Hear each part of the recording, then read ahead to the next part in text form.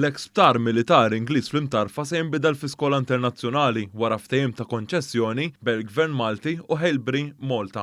Din l-iskola mistennija tiftaħ il-bibien tagħha f'Settembru tas-sena d-dieħla se tilqa' studenti mill-livell ta' kindergarten sa dak ta' edukazzjoni sekondarja ogħla, ekwivalenti għal livelli tas-sekku tal-Medsek ta' Malta. Il-kulleġġ Ingliż għandu reputazzjoni u riżultati akkademiċi eċċellenti bi storja ta' aktar minn 150 sena.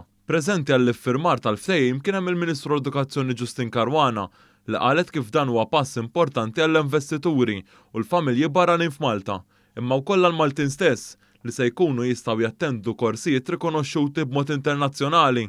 Permezz ta' dan il-ftehim qed inkomplu nistabbilixxu lil pajjiżna bħala destinazzjoni edukattiva ta' kwalità għolja. Hailsbury hija entità edukattiva internazzjonali li se tkun ġewwa pajjiżna mill-livell ta' kindergarten sa' livell ta' baċċellerat. F'messaġġ rekordjat il-Master ta' Hailsbury UK qal li jinsab kuntent li dan il-ftehim se jara l-ftuħ tal-ewwel sħab Ewropew li se jingħaqad ma' skejjel oħra ta' dan il-kulleġġ madwar id-dinja. We have a number of partner schools around the world, but we're delighted to be opening our first European partner school, Hailsbury Malta, in September 2022. L-iżvilupp u tlestija tal-iskola huma stmati li se jieħdu 18-il xahar biex jitlestgħu biex l-ewwel grupp ta' studenti jibdew is-sena skolastika tagħhom minn Settembru tas-sena 2022.